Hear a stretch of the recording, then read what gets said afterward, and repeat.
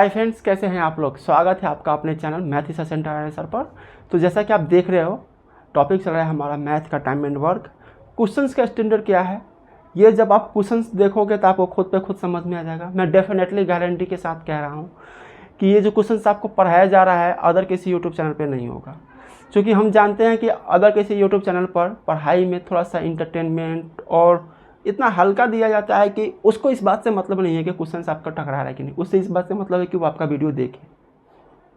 ठीक है, मेरा व्यू ये है कि आप मेरा अगर एक क्वेश्चन देखते हो, सीख जाते हो, तो मुझे लगेगा कि मेरा वीडियो बनाना सार्थक हुआ। डेफिनेटली ये क्वेश्चन जो आपको बनाया जा रहा है, बताया जा रहा है, ये आपके लिए काफ़ी ज़्यादा कारगर साबित होगा। तो चलिए बिना बात किए ज़्यादा क्लास का शुरू करते हैं। क्वेश्चन को आपका इस प्रकार से दिया हुआ है, P की कार्य क्षमता Q से तिगुनी है। P की कार्य क्षमता Q से तिगुनी है, तो 3 गुना। ये क्या है हमारा इफिशियंसी। ठीक है, इसलिए P किसी काम को Q की तुलना में 48 दिन पहले समाप्त करता है। 48 दिन पहले समाप्त करता है, मतलब 48 दिन दोनों के बीच का समय का अंतर है।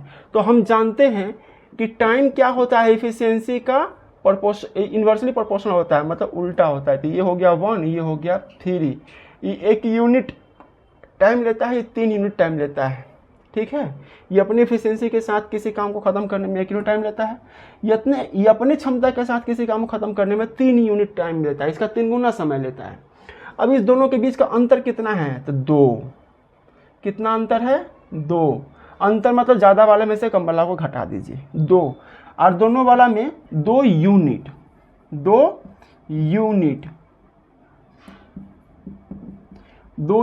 टाइम का अंतर है। 2 यूनिट टाइम का अंतर है, तो इसमें समय का अंतर कितना दिया हुआ, 48 दिन, 48 डेज। तो 1 यूनिट टाइम का अंतर कितना हो जाएगा, 48/2 काट दीजिए, 24 डेज। मतलब ये P लेता है किसी काम को करने में 24 दिन, Q लेता है 24 या 72 दिन। दोनों का एलसीएम कितना हो जाएगा, 72। This is the total work.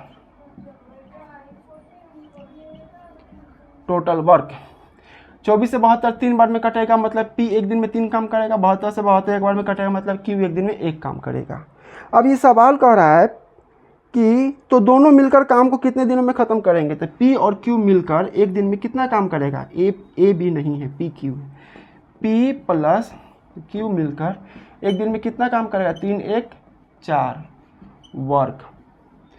Total काम करने के लिए कितना है, 72। तो 72 वर्क कितना दिन में ख़त्म करेगा, तो 72/4 18 दिन, 18 चौका 72, 18 डेज। ठीक है, 18 दिन। ऑप्शन नंबर क्या हो जाएगा इसका, ऑप्शन नंबर ए इसका सही आंसर। ऑप्शन नंबर ए इसका सही आंसर। एक बार देखिए इसको।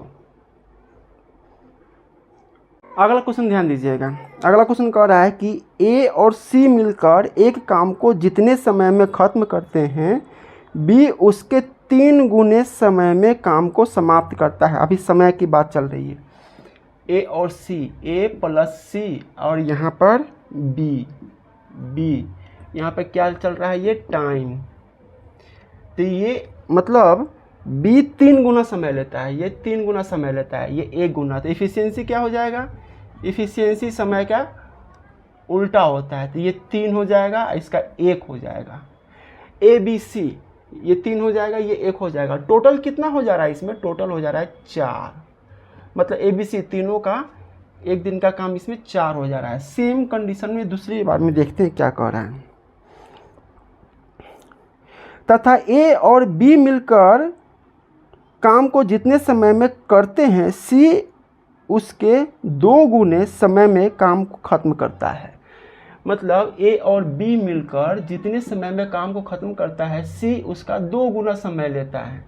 ठीक है, ये समय है, तो एफिशिएंसी क्या हो जाएगा, 2 1। इसका टोटल कितना हो गया, 3। अब ध्यान देने वाली बात ये है कि ए बी सी का टोटल कार्य क्षमता जितना पहले होगा उतना ही बड़ा बाद में भी होगा, क्योंकि ए बी मिल के काम करे या ए सी मिल के काम करे या बी सी मिल के काम करे, जितना जिसका क्षमता होगा वो हर स्टेप के लिए बराबर होगा। तो यहाँ पर इफिशियंसी को हम बराबर करेंगे, तो इसका टोटल वैल्यू है 4, इसका टोटल वैल्यू है 3।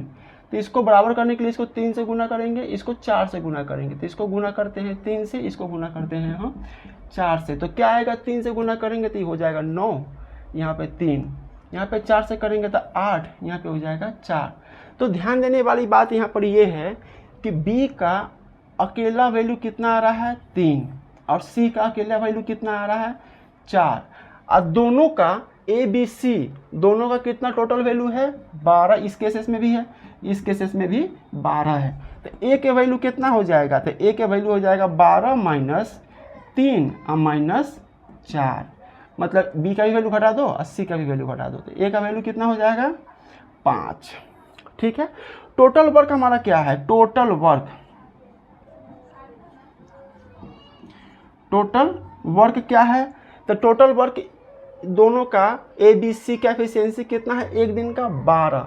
आई 12 मतलब एक साथ एक दिन में 12 काम करता है, और कितना दिन में काम को समाप्त किया, तीनों मिलकर काम को 10 दिनों में समाप्त करते हैं, मतलब गुने 10।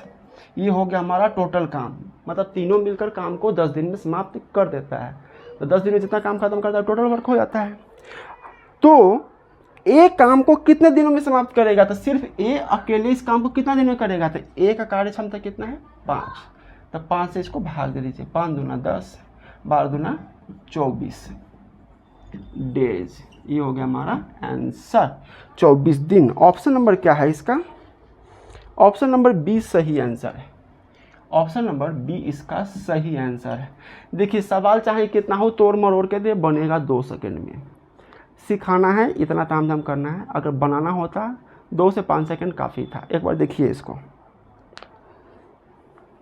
अगला क्वेश्चन देखिएगा। अगला क्वेश्चन में क्या कह रहा है, कह रहा है कि ए बी से 20% कम काम करता है, मतलब ए अगर काम करेगा, बी अगर काम करेगा 100%, तो ए करेगा 80%। तो इसको काट दीजिए, ये हो जाएगा 4, ये हो जाएगा 5, मतलब ए एक दिन में 4 काम करता है, बी एक दिन में 5 काम करता है। सवाल ये कह रहा है यदि ए किसी काम को 7 सही 1/2 घंटे में समाप्त करता है, तो टोटल वर्क क्या हो जाएगा हमारा, टोटल वर्क हो जाएगा 7 सही 1/2 गुना ए किसी काम को, तो ए का एफिशिएंसी कितना है 4, तो मतलब कितना हो जाएगा 7 14 15/2, 15/2 गुना 4, 2 बार में काट दीजिए, मतलब 30। ये हमारा हो गया टोटल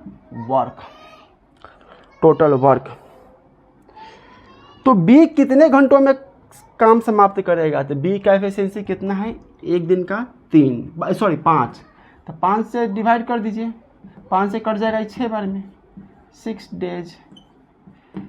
डेज या 6 आवर कर दीजिए, 6 आवर। इसमें अगर आवर्स दिया हुआ है तो आवर्स कर दीजिए, अगर डेज दिया हुआ है तो डेज कर दीजिए, 6 आवर्स। ये हो गया हमारा आंसर। ठीक है, ऑप्शन नंबर बी हमारा सही आंसर है, ऑप्शन नंबर बी हमारा सही आंसर है। एक बार देखिए इसको, अगला सवाल देखिएगा। अगला सवाल में क्या कह रहा है, ए किसी काम को 6 दिनों में कर सकता है, बी की कार्य क्षमता ए से 25% अधिक है, मतलब ए की कार्य क्षमता है 100%, तो बी का कितना हो जाएगा, ए का 100%, तो बी का हो जाएगा 125%। 25 से ही 5 बार में कटेगा, 25 से ये 4 बार में कटेगा, मतलब 4/5। सवाल में क्या कहा गया था, ए किसी काम को 6 दिनों में करता है, तो टोटल वर्क कितना हो जाएगा, टोटल वर्क हो जाएगा ए किसी काम को 6 दिनों में करता है, तो एक दिन में कितना काम कर रहा है 4, 6 से गुना करेंगे 24 वर्क, टोटल वर्क हो जाएगा। तो बी अकेला कितने समय में काम खत्म करेगा, बी अकेला, बी एक दिन में कितना काम कर रहा है 5 काम कर रहा है, तो 24 काम कितना दिन में खत्म करेगा, 5 से डिवाइड कर दीजिए, तो 5 चौका 20, 5 चौका 20, 4 सही 4/5 डेज। ये हो गया हमारा आंसर, 4 सही 4/5 days. Option number A, option number A हमारा सही आंसर है, ऑप्शन नंबर ए हमारा सही आंसर है। सवाल में कितना दम है इसको कैसे बनाया जा रहा है ये हमसे बेहतर आप जज कर सकते हो, आप देख सकते हो। ठीक है, ट्रिक में कितना दम है, पढ़ाने के स्टाइल में कितना दम है। तो फ्रेंड्स चैनल को सब्सक्राइब जरूर कीजिए, लाइक शेयर जरूर कीजिए। मिलते हैं अगले क्लासेस में।